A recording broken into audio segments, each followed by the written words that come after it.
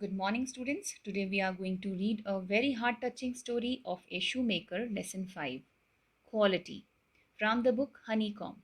Quality by John Goldsworthy, a story that is written in person narrative from an unknown narrator's perspective.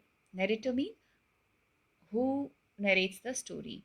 It is a beautiful depiction of today's cruel reality. The plot is set on the two traditional German shopkeepers who did not compromise with quality and craftsmanship but met the sad fate of extinction in age of marketing where success is determined by advertisement and not by work or hard work.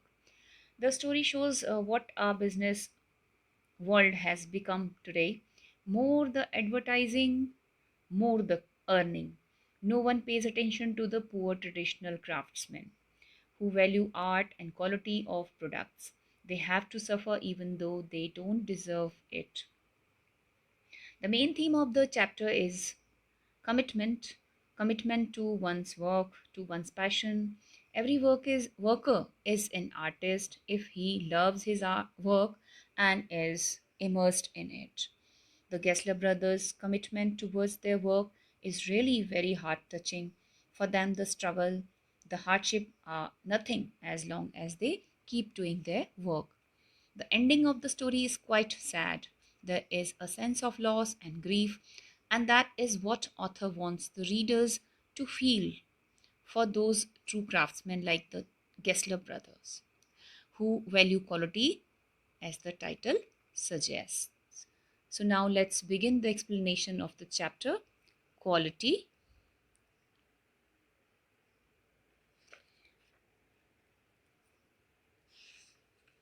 I knew him from the days of my extreme youth because he made my father's boot. He lived with his elder brother in his shop, which was in a small by street in a fashionable part of London.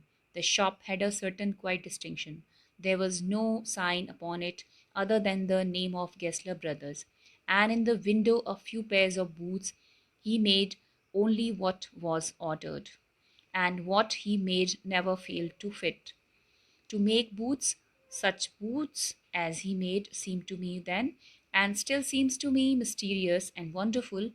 I remember well my shy remarks one day while stretching out to him my youthful foot, "Isn't it awfully hard to do, Mr. Gessler?" And his answer, given with a sudden smile from out of the redness of his beard, "It is an art." It was not possible to go to him very often. His boots lasted terribly, having something beyond the temporary, some essence of boot stitched into them. Now, the meaning of the paragraph, and before that, we should go for the tough meanings of the words. See, extreme means the greatest. See, the meanings are written to the left side of the page. Difficult words meaning. Extreme means the greatest. Fashionable means influenced by the current fashion. Quite means distinction, the fact of being different. Mysterious means full of, wrapped in mystery. Youthful means young in appearance. Awfully means badly. And lasted terribly means lived very long. Now the meaning of the paragraph. Here I refers to the author. The author knew Gessler from the days of his childhood because Mr. Gessler used to make boots for his father. Mr. Gessler lived with his elder brother in their shop itself. Their shop is quite different from other shops. There were no signs on the shop except the name of Gessler Brothers on it. And in the window, a few pair of boots had been displayed. Mr. Gessler made shoes only on orders, which he received from the customers. He made best of boots. The author always wondered how Mr. Gessler made such masterpieces, and therefore Gessler brother seemed to him mysterious and wonderful. Okay, so one day the author, while stretching his handsome foot before him, asked if it is very hard to make shoes. To this, smiling, he said through his beard that making shoes is an art. Author says that it was not possible for him go to Mr. Gessler's shop oftenly, as he made such a good boots which lasted for a long period. Understand? Now the next paragraph. One went in not as into shops, but restfully as one enters a church, and sitting on the single wooden chair, waited a guttural sound and the tip tap of his slippers beating the narrow wooden stairs, and he would stand before one without coat, a little bent in leather apron, with sleeves turned back, blinking as if awakened from some dream boots. And I would say, how do you do, Mr. Gessler? Could you make me a pair of Russian leather boots? Without a word, he would leave me retiring whence he came or into the other portion of the shop, and I would continue to rest in the wooden chair, inhaling the incense of his trade. Soon he would come back, holding in his hand a piece of gold brown leather with eyes fixed on it. He would remark, "What a beautiful piece!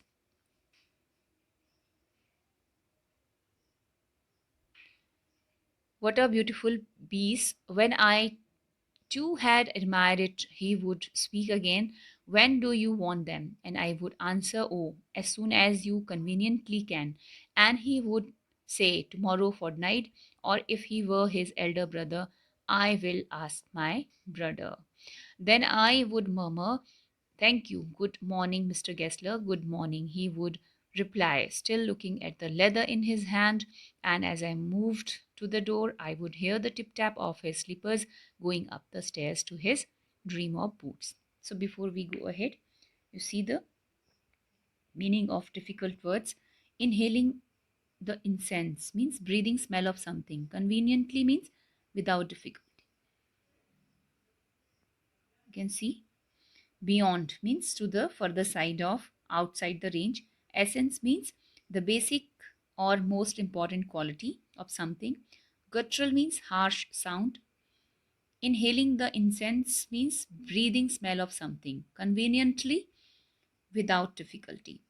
Tomorrow fortnight means in 15 days from next day. Murmur means to speak slowly. Now, see the meaning of the page. Author says that one moved into Gessler Brothers' shop as one entered a church in a relaxed way. Or we can say that going to Gessler Brothers' shop was just like going to a shrine. Okay.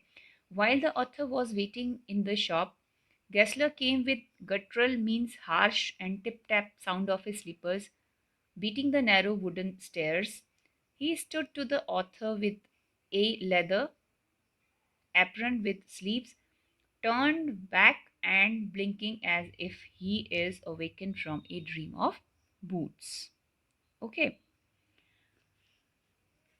Then the author asked Mr. Gessler how was he. He also asked him to make a pair of Russian leather boots. Without speaking a single word, Gessler left the author and went back from where he came, leaving the author to wait in the wooden chair.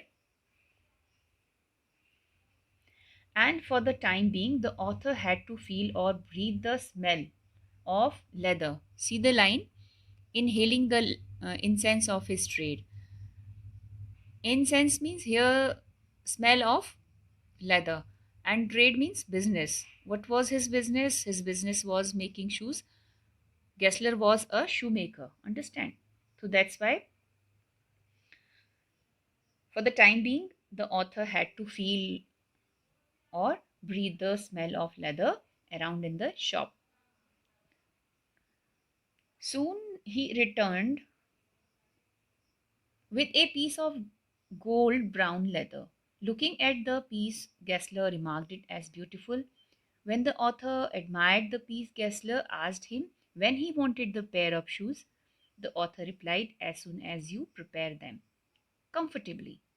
To this, Gessler said, Either a fortnight means in 15 days from tomorrow, or I would ask to my brother.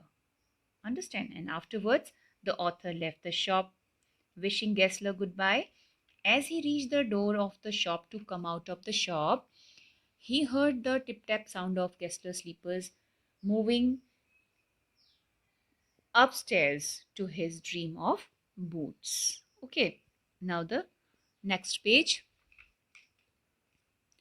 I cannot forget that day on which I had occasion to say to him, Mr. Gessler, that last pair of boots creaked, you know. He looked at me for a time without replying, as if expecting me to withdraw or qualify the statement. Then said, it shouldn't have creaked.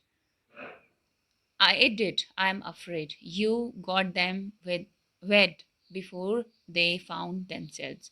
I don't think so. At that, he lowered his eyes as if he hunting for memory of those boots, and I felt sorry I had mentioned this grave thing. Send them back. He said, I will look at them. Some boots, okay? He continued slowly, are bad from birth. If I can do nodding with them, I take them off your bill. Now you can see the meaning of difficult words. Creak means a harsh, high pitched sound when being moved. Nodding means inclined, head briefly in greeting or show agreement. Penetrating means accessing into forcibly. Now the meaning of the paragraph. In this passage, the author says that he cannot forget the day when one day he went to the shop and told Mr. Gessler that the last shoes he got from him made harsh sound while walking. Gessler looked at the author for a moment as if he expecting the author either to take his statement back or modify it. Gessler further said that the shoes should not have creaked. To this, author replied that he was afraid that the shoes were making harsh sound. Gessler told author that he got the boots soaked with water before the boots set to the foot's shape properly. Author said, no, it's not so. At this, Gessler looked down as if he was trying to remember the boots when he prepared them. Author felt sorry that he indicated a very serious matter to him. Finally, Gessler asked the author to bring shoes back, and he also assured the author if he could not repair the boots, he would give all the money back. Understand? Now, the next paragraph. From here, once I went.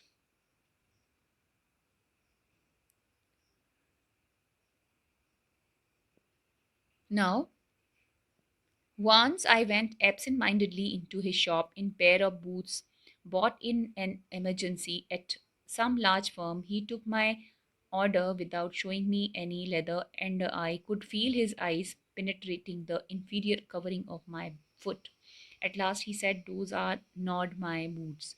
The tone was not one of anger, nor of sorrow, nor not even of contempt, but there was in it something quite that froze the blood. He puts his hand down and pressed a finger on the place where the left boot was not quite comfortable. It wounds you, hurts you there, he said. Those big worms have no self respect. And then, as if something had given way within him, he spoke long and bitterly. It was the only time I ever heard him discuss the conditions and hardships of his trade. You can see the meanings of difficult words on the page, and rest of the meanings are on the next page. Inferior means in a lower position or in quality, and low in quality. Contempt means feeling oneself worthless. Self-respect means respect for oneself. Now the meaning of the paragraph. Once again the author, without paying attention, went to Gessler Brothers shop. He was wearing boots which he bought from a big company. He bought this pair of shoes in an emergency. Gessler took author's order without showing him any leather. Writer could notice his eyes looking at the inferior quality of the covering of his shoes. Finally, he said to the author that the boots the author was wearing were not from his shop. The author felt as his blood got frozen, as there wasn't any anger, sorrow, not even any hatred in his voice. He pressed his finger on the boot where it was not comfortable. Then he told the author the boot hurts him from there. Gessler added that big companies don't have any self respect. This was the first time when author saw him, first ever speaking long and bitterly. It was first time when Gessler discussed about the circumstances and difficulties of his business. Now the next paragraph. They get it all, he said. They get it by advertisement, not by work. They take it away from us who loaf our boots. It goes to this presently have no work. Every year it gets less, you will see. And looking at his lined face, I saw things I had never noticed before. Bitter things and bitter struggle, and what a lot of gray hairs there seemed suddenly in his red beard. As best I could, I explained the circumstances of those ill omened boots, but his face and voice made so deep an impression that during the next few minutes I ordered many pairs. They lasted longer than ever, and I was not able to go to him for nearly 2 years. It was many months before my next visit to his shop. This time it appeared to be his elder brother handling a piece of leather. Well, Mr. Gessler, I said, how are you? He came close and peered at me. I'm pretty well, he said slowly, but my elder brother is dead. And I saw that it was indeed himself, but how aged and wan, and never before had I heard him mention his brother. Much shocked, I murmured, oh, I am sorry. Yes, he answered. He was a good man. He made a good boot. But he is dead. And he touched the top of his head where the hair had suddenly gone as thin as it had been on that of his poor brother, to indicate, I suppose, the cause of his death. Do you want any boots? And he held up the leather in his hand. It's a beautiful piece. Now you can see the meanings. Circumstances means conditions. Ill omened mean attended by bad omens, evils, impression, and effect produced on the mind. Now the meaning of the paragraph. There are more meanings of the page on the next page. Peered mean looked keenly or with difficulty. Brother means brother. Bees means peace. Okay. The author had heard such things for the first time from Gessler with sad face. Gessler commented that big companies hurt customers. They lure or attract customers with their advertisement and not with their quality of work. And because of this, people like Mr. Gessler were losing their business. After having heard all this, the author felt very sorry for Gessler and ordered many pair of boots instantly. All those shoes lasted longer than ever.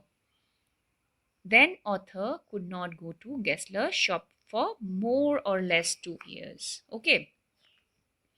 The next, after several months, the author went to their shop again, but this time he mistook Mr. Gessler for his brother. Why? Because he grew older than before.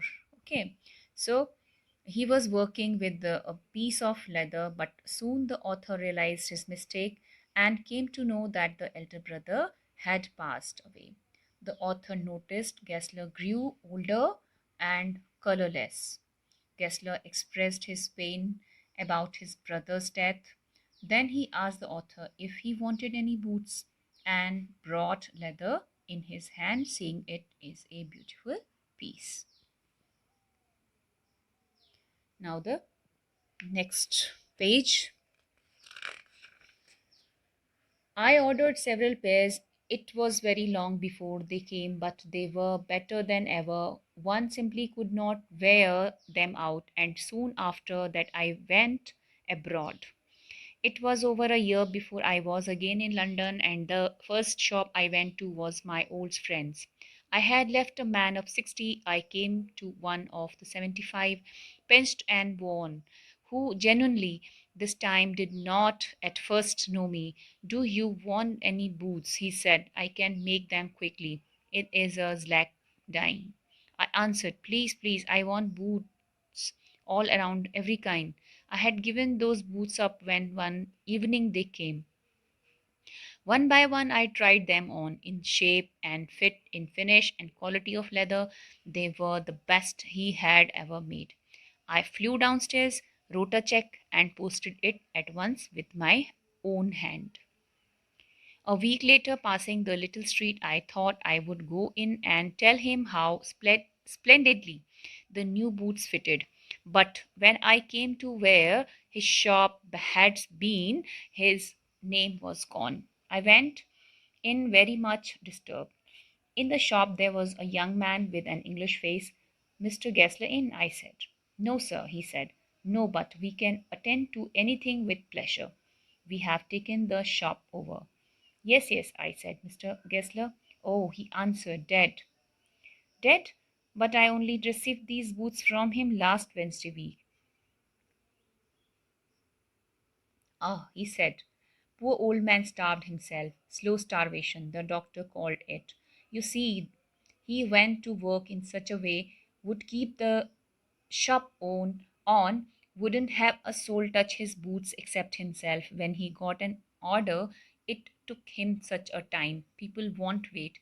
He lost everybody, and there he would sit, going on and on. I will say that for him, not a man in London made a better boot.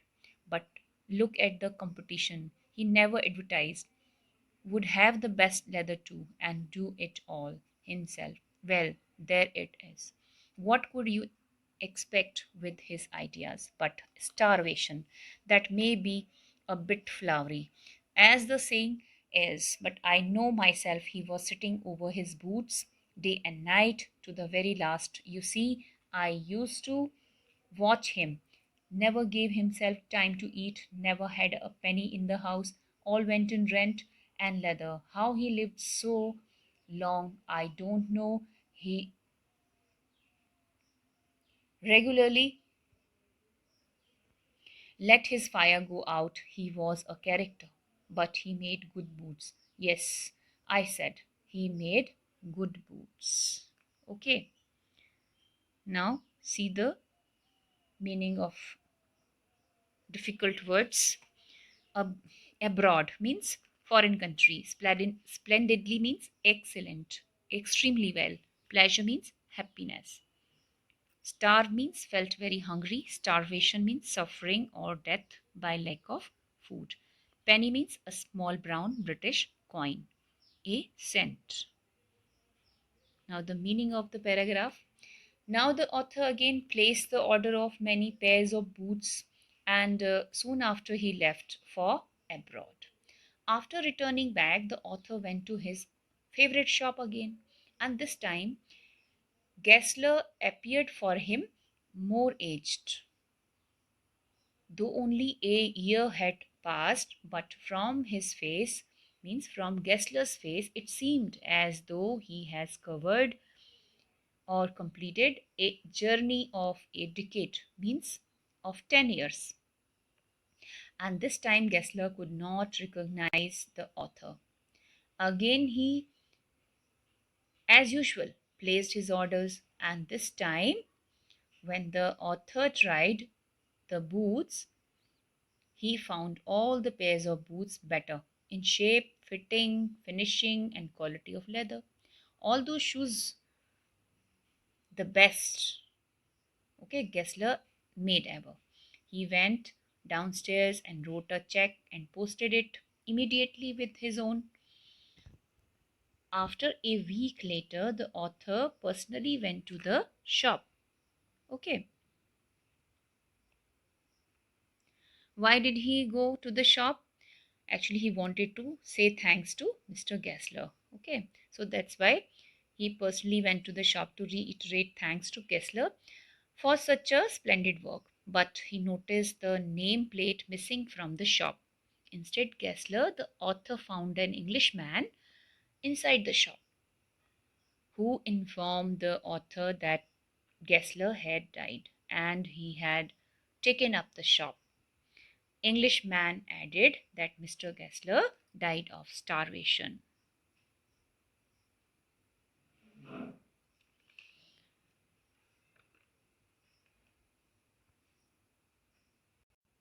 The Englishman added further that he worked day and night, he never gave himself time to eat and rest, and never had a penny in house, and all his money won't just spent in rent and leather. He did all his work alone, never allowed even a person touch his shoes. And whenever he got an order, it took a long time to complete the order. And as people don't like waiting, he lost all his customers. Englishman declared that Mr. Gessler made better shoes in London. Although he tried hard day and night to complete placed orders in time, yet he lost it to competition. Whatever money he earned, all spent on buying leather. Okay, he skipped his meals working for hours for each pair of shoes. He was a man of character. He would take longer time rather than delivering subpar quality shoes. Quality was more important than quantity to Gessler brothers. They never compromised quality for anything else. Who said he was the man of character? These are the words of the author, that he was the man of the character, as he would take the work seriously, and he never just delivered subpar quality shoes to his customers. Actually, quality was more important for Gessler brothers than quantity. Okay, so that's all about the chapter quality. Thank you so much.